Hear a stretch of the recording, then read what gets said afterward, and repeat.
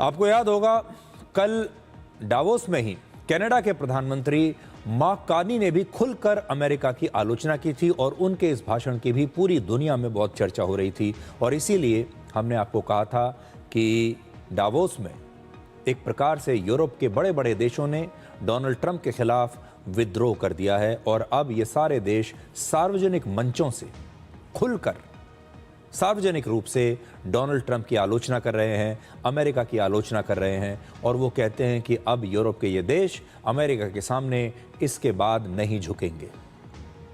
लेकिन क्या आपने सोचा है कि यूरोप के जो देश हैं अब इन्हें अमेरिका पर भरोसा नहीं रहा, चीन के पास ये जा नहीं सकते, रशिया इनका दुश्मन है, तो अब ये क्या करेंगे? इतने वर्षों से यूरोप के ये देश लगातार अमेरिका की टीम में एक मामूली से सदस्य के रूप में अभी तक चलते आ रहे हैं। अब अमेरिका ने इन्हें एक प्रकार से धोखा दे दिया और अब इनके पास क्या चारा है?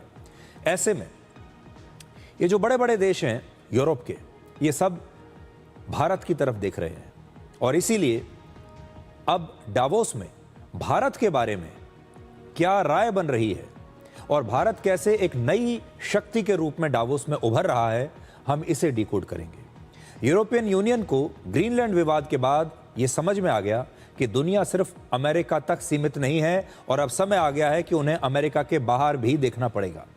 यूरोप की सबसे बड़ी समस्या यह है कि अमेरिका पर निर्भरता में उन्हें अब जोखिम दिखाई दे रहा है और वो चाहकर भी रशिया से दोस्ती कर नहीं सकते, चीन के करीब जा नहीं सकते और बहुत सीमित विकल्पों की वजह से अब यूरोप को एनर्जी, अपनी सुरक्षा और मैन्युफैक्चरिंग जैसे हर मोर्चे पर भारत जैसे भरोसेमंद सहयोगी की तलाश है। और इसीलिए भारत के पक्ष में डावोस से लगातार बयान आ रहे हैं। पहले ईयू की अध्यक्ष ने कहा कि भारत और ईयू के बीच मदर ऑफ ऑल डील्स होने वाली है। उन्होंने कहा कि डावोस के बाद मैं भारत जा रही हूं और हम एक बहुत बड़ी डील भारत के साथ साइन करेंगे। और अब ईयू की वाइस प्रेसिडेंट ने भी भारत के साथ रक्षा सहयोग और ट्रेड एग्रीमेंट के बारे में बात की है। वर्ल्ड इकोनॉमिक फोरम में आईएमएफ की प्रमुख ने भी आईटी सेक्टर में भारत की एडवांस टेक्नोलॉजी की प्रशंसा की है और इन सभी बयानों का संदेश बिल्कुल स्पष्ट है कि भारत अब ईयू के लिए सिर्फ एक विकल्प नहीं है बल्कि एक जरूरत बन चुका है। बहुत सारे बयान हैं और आपको भी अच्छा लगेगा, आपको खुशी होगी कि डावोस जैसी जगह पर और इस समय यूरोप के जो देश हैं ये भारत के बारे में कितनी अच्छी बातें कर रहे हैं। अब भारत इन्हें एक बहुत ही विश्वसनीय पार्टनर के रूप में दिखाई दे रहा है। In a few days, the European Union and India will meet in New Delhi for the 16th EU-India summit. This is a pivotal moment for our bilateral relationship with renewed political momentum and clear sense of purpose.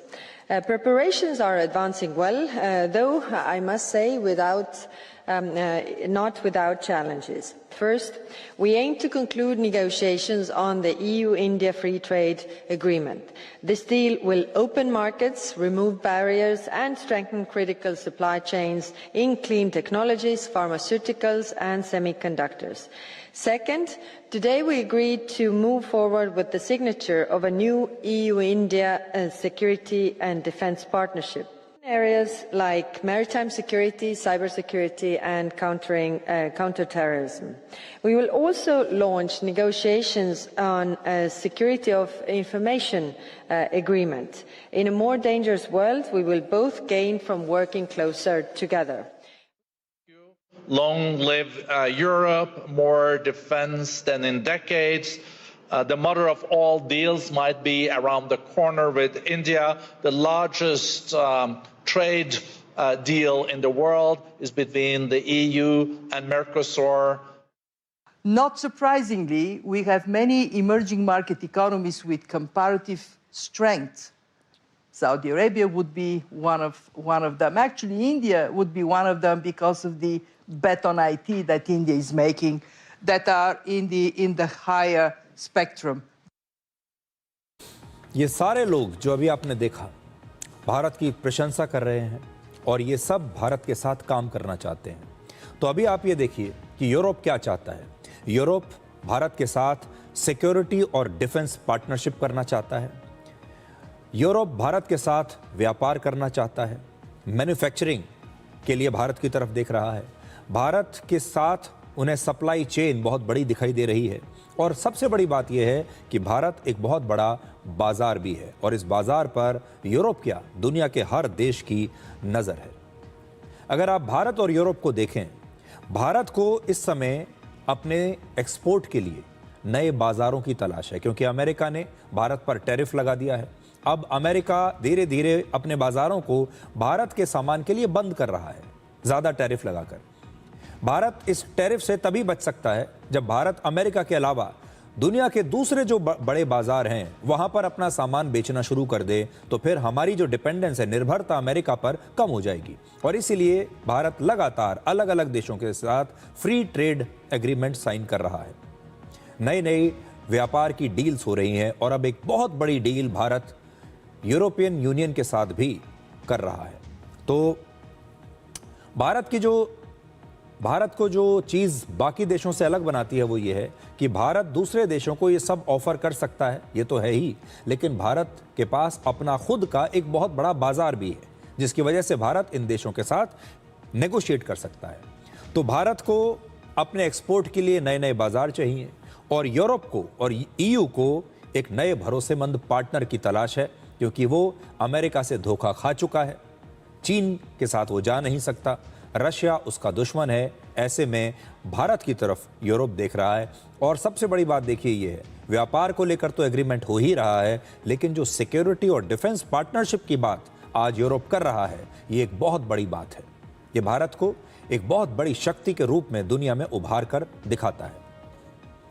अब बड़ी संख्या में दुनिया भर के देश भारत के साथ रक्षा समझौते कर रहे हैं और डिफेंस के मामले में अपने संबंध हमसे बढ़ा रहे हैं।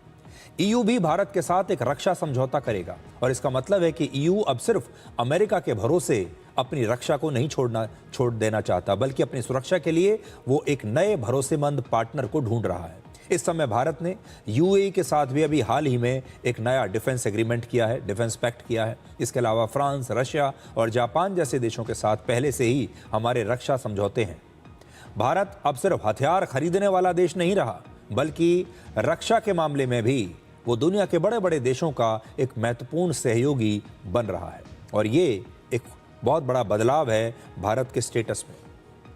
डावोस में भारत के IT और इलेक्ट्रॉनिक्स मंत्री अश्विनी वैष्णव से आर्टिफिशियल इंटेलिजेंस पर जब एक सवाल पूछा गया तो इस पर उन्होंने जो जवाब दिया उसकी भी पूरी दुनिया में बड़ी चर्चा हो रही है। उन्होंने कहा कि आर्टिफिशियल इंटेलिजेंस के क्षेत्र में भारत को अमेरिका और चीन जैसे शीर्ष देशों के साथ ही रखा जाना चाहिए। हम ग्रुप 2 के सदस्य नहीं हैं, हम ग्रुप 1 के सदस्य हैं। और उनका ये जो जवाब है इसकी सारे लोगों ने, पूरी दुनिया ने बहुत तारीफ की है। आप भी सुनिए।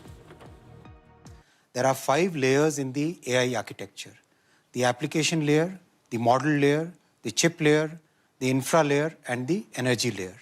We are working on all the 5 layers, making very good progress in all the 5 layers.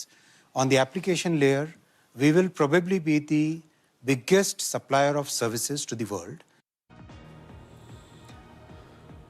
Davos में अमेरिका के राष्ट्रपति डोनाल्ड ट्रंप की पहल पर आज से अंतर्राष्ट्रीय संगठन बोर्ड ऑफ पीस की भी शुरुआत हो गई है। वहां अमेरिका सहित 22 देशों ने इस संगठन के चार्टर पर हस्ताक्षर कर दिए हैं और इन देशों में बेल्जियम, हंगरी और पाकिस्तान जैसे देश शामिल हैं। इस अंतर्राष्ट्रीय संगठन में 8 इस्लामिक देश शामिल हुए हैं और राष्ट्रपति ट्रंप ने इस संगठन को बनाने का प्रस्ताव कुछ दिन पहले दिया था और इसका सदस्य बनने के लिए 9,000 करोड़ रुपए की फीस रखी गई है। इस संगठन का लक्ष्य गाजा का पुनर्निर्माण करना है और इस बोर्ड ऑफ पीस के कार्यक्रम में पाकिस्तान के प्रधानमंत्री शहबाज शरीफ की एक तस्वीर आजकल बड़ी चर्चा में है। इस तस्वीर में शहबाज शरीफ डोनाल्ड ट्रंप के कान में कुछ कहते हैं, इसके बाद ट्रंप उनके हाथों पर हल्की थपकी देते हैं और शहबाज शरीफ भले ही इस संगठन में शामिल होकर खुश हो रहे हैं, लेकिन पाकिस्तान में इसकी बड़ी आलोचना हो रही है। पाकिस्तान के लोग कहते हैं कि शहबाज शरीफ अमेरिका को खुश करने के लिए ये काम कर रहे हैं और इतना पैसा खर्च कर रहे हैं। सबसे बड़ा सवाल है कि जो पाकिस्तान खुद ही दूसरे देशों से कर्ज लेता हुआ घूम रहा है, वो इस बोर्ड का सदस्य बनने के लिए 9,000 करोड़ रुपए कहां से देगा। पाकिस्तान में लोग पूछ रहे हैं कि क्या शहबाज शरीफ इसके लिए अब और किसी देश से लोन लेंगे।